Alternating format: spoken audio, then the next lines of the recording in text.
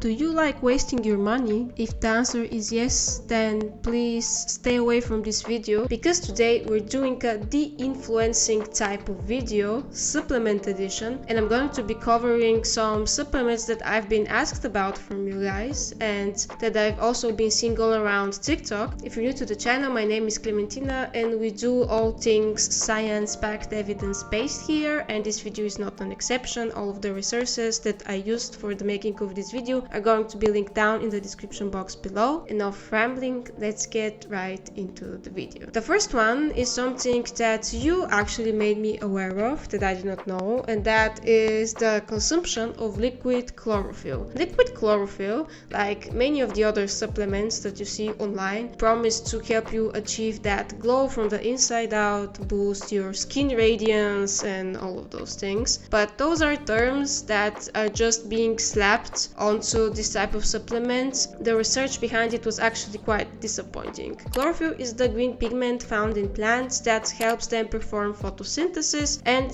converts sunlight into chemical energy. Chlorophyll is present in a wide variety of different foods that are of course green, as you can imagine, including broccoli, lettuce, spinach, peas, green beans, and all of those. Chlorophyll is also contained in little amounts in some algae and also different types of bacteria, but the main source also for the human diet is through plants. It is a very unstable compound, so through mechanical damage or also chemical damage, its contents largely decline. The second problem with chlorophyll is that it's very hard to extract from the plants. If you want to make a supplement, you also cannot include it into its natural form, the way that it exists in plants, because it is largely unstable, as I already mentioned. And this is why if you go to the label of a chlorophyll supplement, you would see that it's some type of a chlorophyll derivative. This is to improve the stability of the chlorophyll. There has been some research on chlorophyll that goes into a lot of potential beneficial effects, such as antioxidative properties, anti-inflammatory properties. Some researchers even suggested it might have anti-obesogenic properties, therefore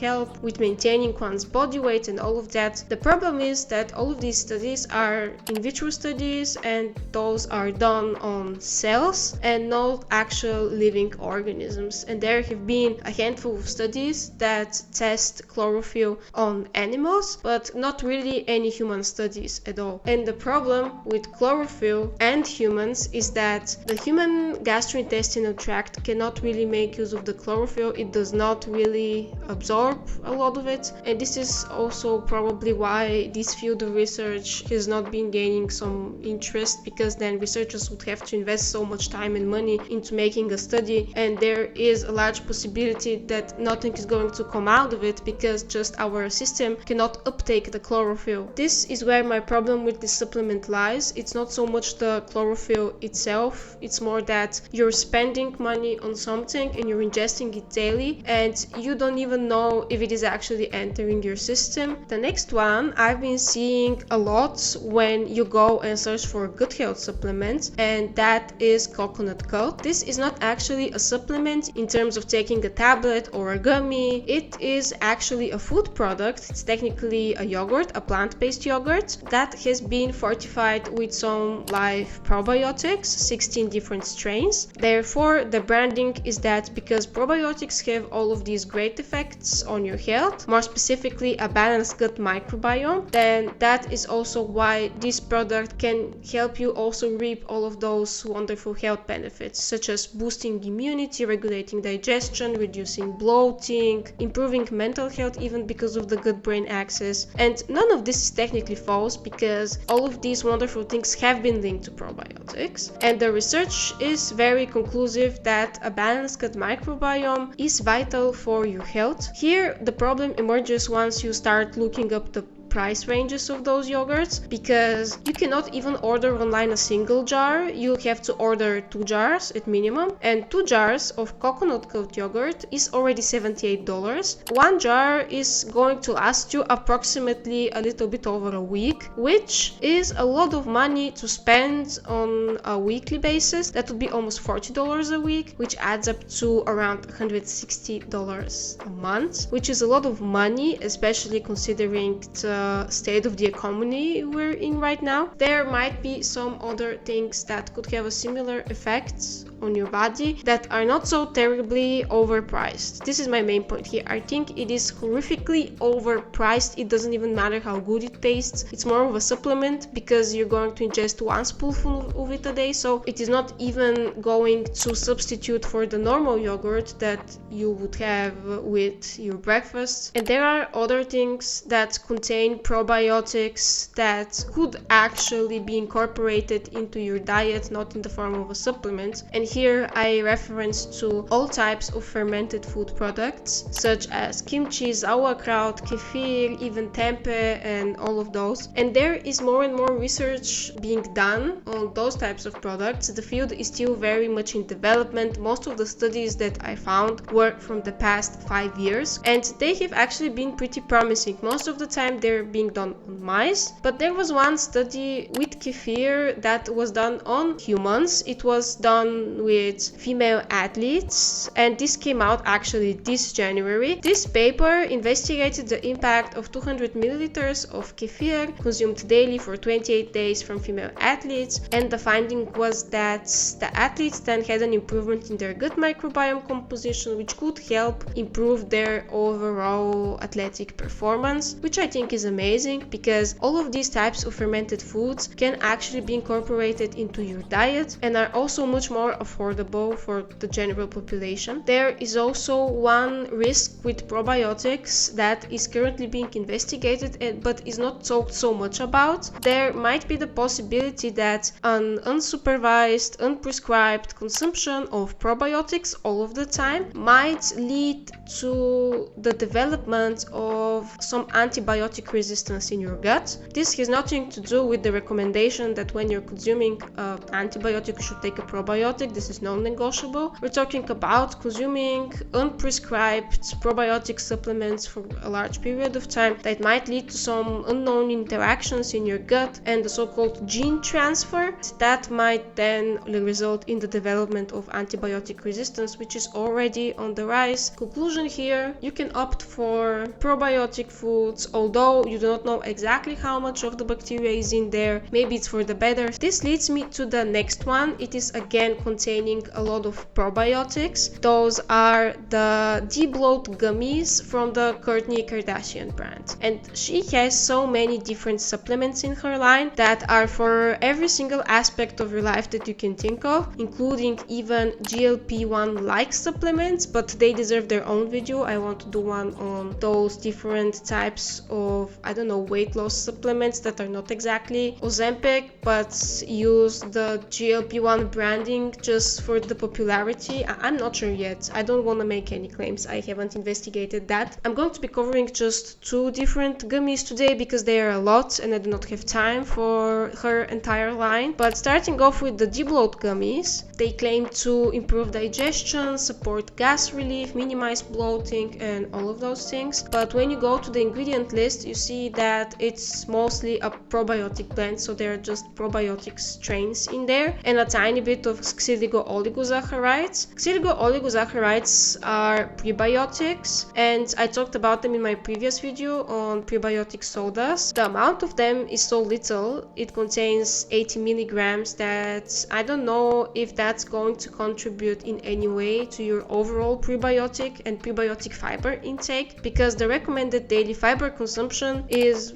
30 grams per day. We're in the grams range, and here we have 80 milligrams of xyligo-oligosaccharides. I suppose they're there to make this kind of a symbiotic and then help feed the probiotic strains that are in the gummies, but I think the amount is so minuscule that it's not going really to make a difference besides just be there for the statement that it's technically a symbiotic. Therefore, this type of supplement is not going to lead to deep bloating right away, logically, because probiotics also don't work overnight. Talking about the costs of it, it's definitely better than the coconut coat because here you get 30 servings for $30, so at least you're set up for a month. Of course, here you get 2 strains, and over there you get like 16 strains of probiotics. But again, you make your own choices regarding your finances. If you want to purchase this as a probiotic, then that's completely up to you. On an additional note, if this was supposed to be marketed as a debloating supplement, they could have included instead some digestive enzymes, although the research there is also quite limited and they help when you actually do have a deficiency in digestive enzymes, but at least they're going to work more quickly because you need the enzymes right now and you usually ingest them with the food or prior to the meal. But no, they just went for probiotics, which is their own choice. I mean, probiotics are also great for you, but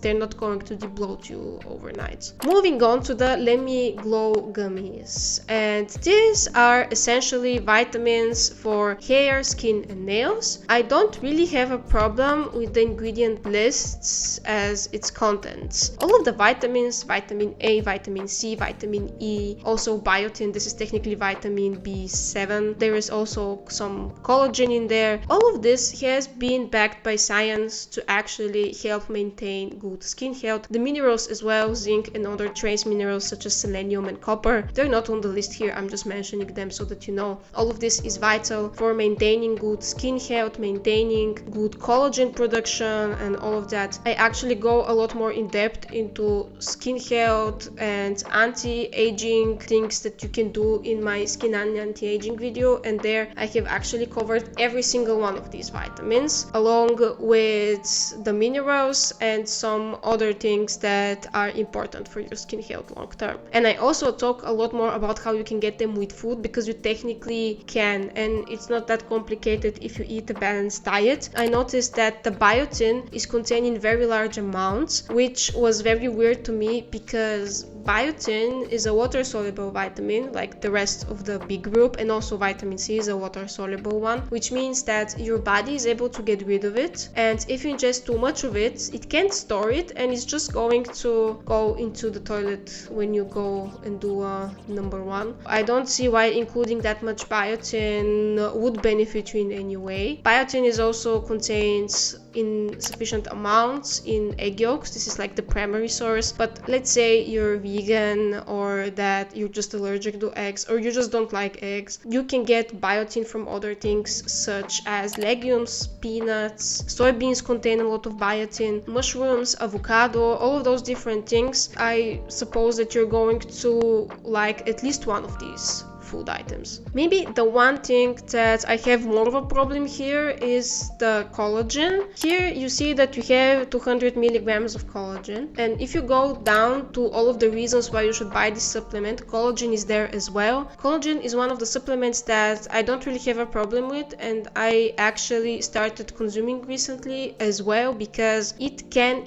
help with collagen production logically, which is very important as age progresses. It can help not only with the appearance of the skin, it can also definitely help you if you have a very large exposure to sunlight, because that leads to some collagen damage. It can also help if you are very physically active. It can also support your bone density once you are in an advanced age. On the topic of maintaining youthful skin, thickness of the skin increases up to somewhere between the ages of 25 and 30. So taking collagen prior to that to boost your skin appearance is probably not going to do that much or nothing at all, especially if you're under, I don't know, 25. I couldn't find the paper, but I remember it because I made a review of collagen as one of my first videos. Collagen supplements tend to work better once you're older, and it's kind of a linear connection. You experience changes more quickly if you're of a more advanced age. I guess this is because then you have a larger need for collagen than somebody who is younger than you. It's actually a very logical concept if you think about it. 200 milligrams of collagen is not a lot, and if you go and check how much collagen is in literally almost every study, it is in the grams range. So we're talking 1 grams, 3 grams, 5 grams, 10 grams, 20 grams of hydrolyzed collagen. Also, if you get a collagen supplement, you would see that the recommended serving size is usually either 10 grams or sometimes it's even 20. 20 is a bit extreme in my opinion, and I think they say it mostly just to make you buy the supplement more often. Honestly, anything above 5 grams appears to be the norm when we're talking about collagen supplementation. 200 milligrams is not going to make a difference, and putting that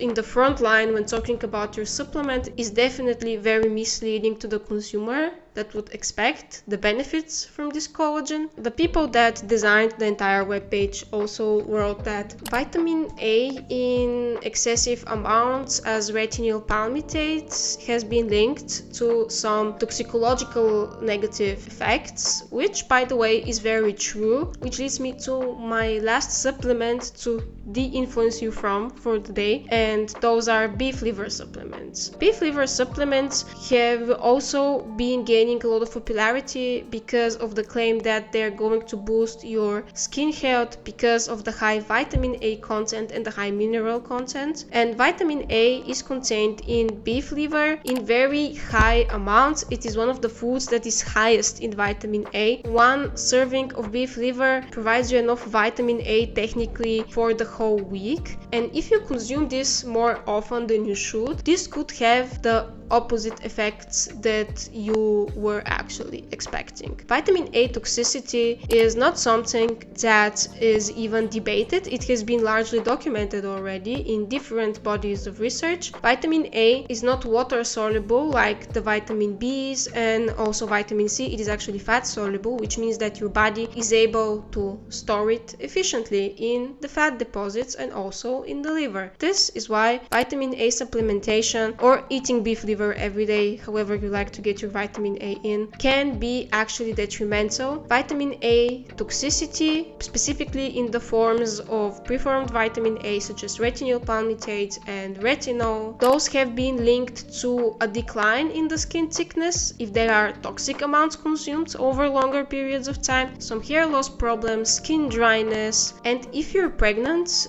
vitamin A supplementation is actually a complete no-go because excessive amounts have been found to have teratogenic effects on the fetus. That means that it can develop some type of abnormalities because of the excessive amounts of vitamin A. This is probably the supplements on this list that I have the largest problem with. Not only do you not really need the supplement, because you can in fact ingest vitamin A through a lot of other things, which include eggs and milk and every cheese that you could probably think of, or if you're plant-based, any orange fruit or vegetable that you can think of, just in the form of beta-carotene, which is by the way not linked to the same toxicological things as preformed vitamin A. You can actually even damage your health by consuming this supplement on a daily basis, and it would take you a simple Google search to find this out. It is not information that is non-accessible to the public, but the people that promote the supplements online never really mention this potential risk. I have definitely other supplements that I can think of, but that would make the video way too long, so I would leave them for a subsequent video in the future. Thank you again very much for watching, and I hope that I helped you gain some more knowledge of why you are better off saving your money for something else than spending it on unnecessary supplements that might not only do nothing for you, but might also even damage your health. If you enjoyed the video, do not forget to like and subscribe so you don't miss a video on the channel. Let me know down in the comments below if you want me to do a video on a specific topic in the future. Thank you again very much for watching, and I will see you in the next one.